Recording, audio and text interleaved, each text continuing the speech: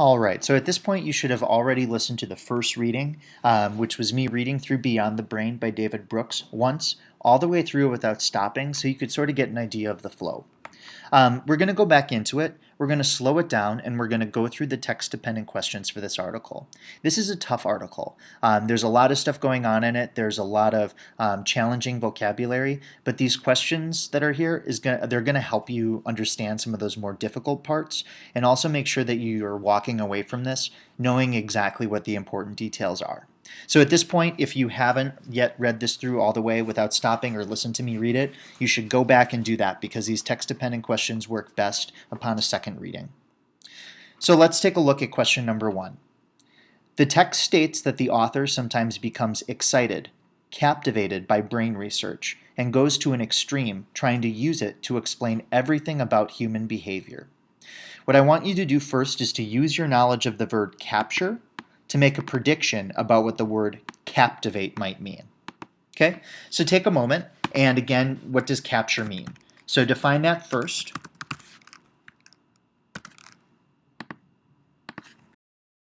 Think about something like capture the flag. What are you doing when you are trying to capture the flag or capture somebody's base in a game? You're trying to grab it and hold onto it. So knowing that capture means to hold onto, grab, are a couple of synonyms. What do we think that captivate means? So it's the same root. So take a moment, take a look at that sentence again. It says that people become captivated by brain research.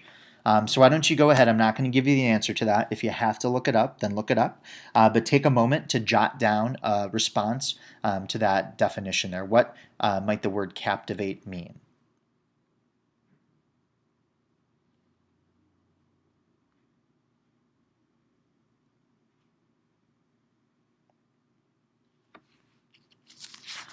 If you got something down for that, we can move on. Otherwise, you should pause the video now and get some answers down. To save some time and to keep you on track, I'm going to just summarize the third and fourth paragraphs because this second question has a skip all the way down to paragraph 5.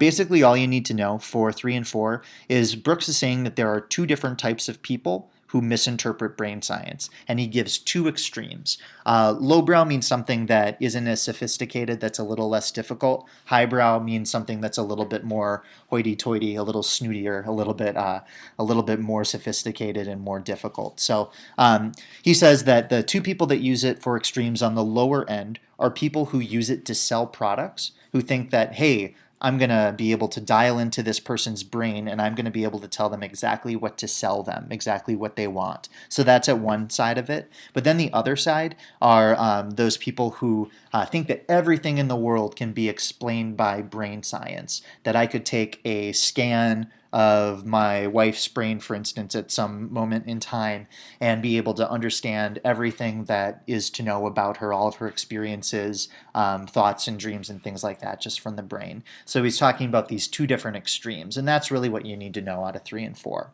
But what we're going to do now is we're going to skip down to 5. And 5 is where Brooks puts in his main claim. And I'll read that one more time. He says, these two forms of extremism are refuted by the same reality. So just to come back, when something is refuted, it means that it's proven wrong. So the two things that he was talking about, the highbrow and the lowbrow reasons, they're both proven wrong by the same reality. And that reality is the brain is not the mind. It's probably impossible to look at a map of brain activity and predict or even understand the emotions, reactions, hopes, and desires of the mind. Based on that paragraph 5, I want you to identify what the author's claim is. Remember, the claim is the point that the author is trying to convince you of.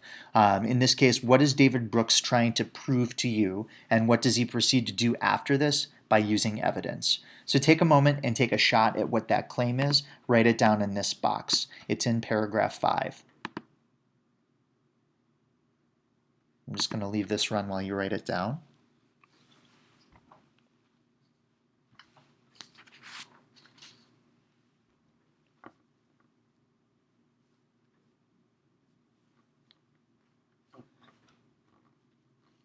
So at this point, I think that acceptable answers would either be the brain is not the mind, but be sure if you write that down that you know exactly what that means. Don't just write down the brain is not the mind without understanding it. And again, what he's saying is that the brain is one thing, and somebody's mind, somebody's personality is different from the brain, and that it's probably impossible to predict what somebody like you is feeling just by looking at a snapshot of their brain at a moment in time. So that's going to be the claim, that the brain is not the mind, and it's probably impossible to predict everything about a person from his or her brain. You don't have to have exactly that. If you have something close to it, that is perfect. And when you're done with that, we're going to move down to question number 3. So take a moment here and jot down a claim. Make sure you've got something for that.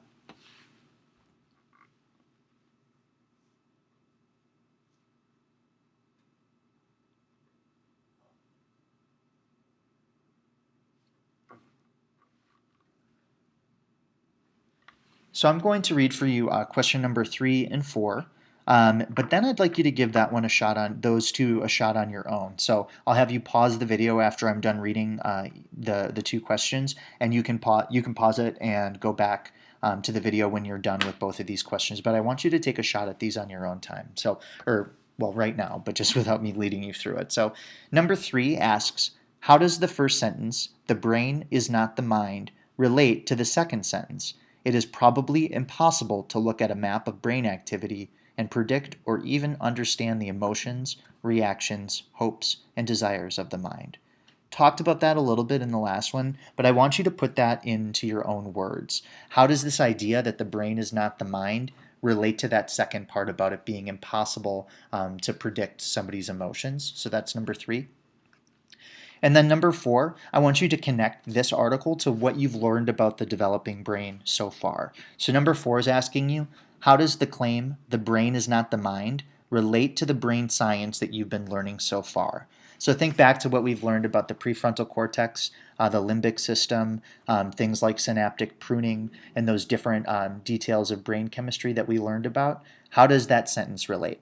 So I'm going to ask you to pause the video right now, and then we'll move on when you are done with questions number 3 and 4.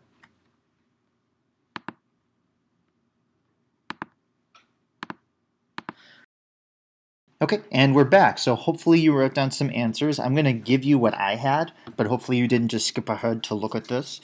But for number 3, the idea that you want here to explain that the brain is not the mind, the brain is sort of the wiring and the physical lump of gray matter in your head.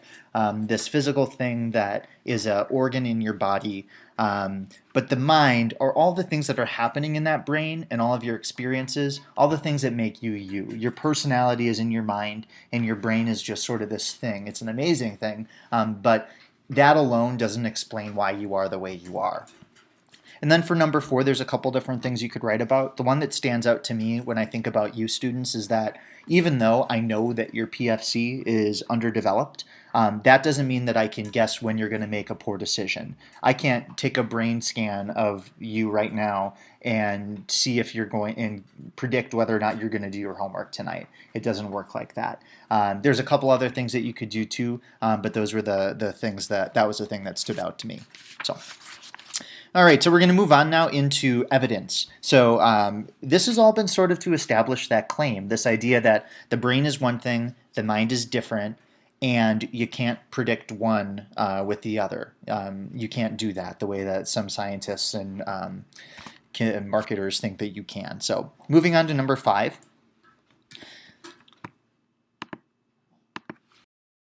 Number 6. These both have to do with paragraph 6, and paragraph 6 is super important. So what I'm going to do right now is just read through the paragraph without disrupting it, and then we'll talk through and pick it apart a little bit when we're done. So we're going to jump down to number 6. The first basic problem is that regions of the brain handle a wide variety of different tasks. As Sally Satel and Scott O'Lillenfield explained in their compelling and highly readable book, Brainwashed, if you put somebody in an fMRI machine and see that the amygdala or the insula lights up during certain activities, But the amygdala lights up during fear, happiness, novelty, or anger. The insula plays a role in processing trust, insight, empathy, aversion, and disbelief. So, what are you really looking at? Okay, so for number 5, the author is asking what the reason is that they're giving in paragraph 6. And number 6, they're asking what the evidence is that supports that reason. If you look at paragraph 6, you can see that it's got a really clear structure. It first states the reason that the author's claim is true, and that reason is going to be in that first sentence. So we'll go ahead and we'll get that in there with you. So the reason that they give is that regions of the brain handle a wide variety of different tasks. So this is the first reason why Brooks's claim that the brain and mind are different, this is the first reason that he gives for that to be true. And then what is the evidence in paragraph 6 that Brooks is providing? Pause the video here and take a look at paragraph 6. If what he's given as a reason is that regions of the brain handle a wide variety of different tasks, what evidence does he include that proves that to be the case? Pause here and write that down for number 6. Great. So again, in number 5, he's giving this idea that regions of the brain handle a wide variety of different tasks. For instance, we learned with the prefrontal cortex that it handles decision-making, weighing out risks and benefits, organization, things like that. So it isn't just the part of your brain that makes decisions. It also does other things too. Same with the limbic system. It regulates your emotions, but it also includes the striatum, which will control your reward center and help you learn. So different parts of the brain do different things. I'm not going to give you the answer that I had for number 6, but I will give you one hint if you're having a hard time with it. If you take a look at paragraph 6, the very first sentence, what we call the topic sentence, lays out the reason, and then Brooks goes and then he gives evidence to support that. So be sure that you write down at least one piece of evidence to support his idea that regions of the brain handle a wide variety of different tasks. And with that, we're going to move on to number 7. All right, so number 7 and 8 are both going to deal with paragraph 7. Paragraph 7 is another example of a reason and evidence. So I'm going to read it one more time. And while I'm reading that, I want you to look for the reason. So what is the reason he's saying that his claim that the brain is not the mind? What is the reason he's giving that that's true? And then what evidence does he provide that proves the reason? So it's sort of like one of those Russian nesting dolls where they all go inside the other one. So you've got a big one, and that's the argument. Inside of the argument is the claim. And inside of that claim is the reason. And inside of the reason is the evidence. If that confuses you, forget you ever heard it. But they sort of all live inside of each other. So the reason helps support the claim, and the evidence helps support the reason. So let's go through and follow along as I read paragraph number 7. And both questions 7 and 8 are going to go with it. So you're listening for 1, the reason, and 2, the evidence that proves the reason is true. Paragraph 7. Then there is the problem that one activity is usually distributed over many different places in the brain. In his book, Brain Imaging, the Yale biophysicist Robert Schulman notes that we have this useful concept, working memory.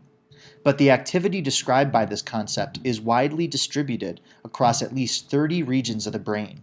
Furthermore, there appears to be no dispersed pattern of activation that we can look at and say, that person is experiencing hatred. I'm going to have you do number 7 and 8 independently, but I'm going to give you this hint to sort of help you out with it. So again, we've got the same structure in paragraph 7 as in paragraph 6. So what I'm going to do is highlight the topic sentence here. So the topic sentence, remember what purpose the topic sentence had in our 6th paragraph. And then in a different color, I'm going to highlight the rest of this paragraph. This should be pretty clear since they're only asking you for 2 things. They're asking you for the reason and the evidence. And I know that you can do this on your own. So for number 7, write down the reason that the author gives in paragraph 7, and then the evidence that Brooks uses to support this. That's it for the article for the text-dependent questions. When you're done with this, you can view video number 3, where I'll talk you through your homework assignment for this evening.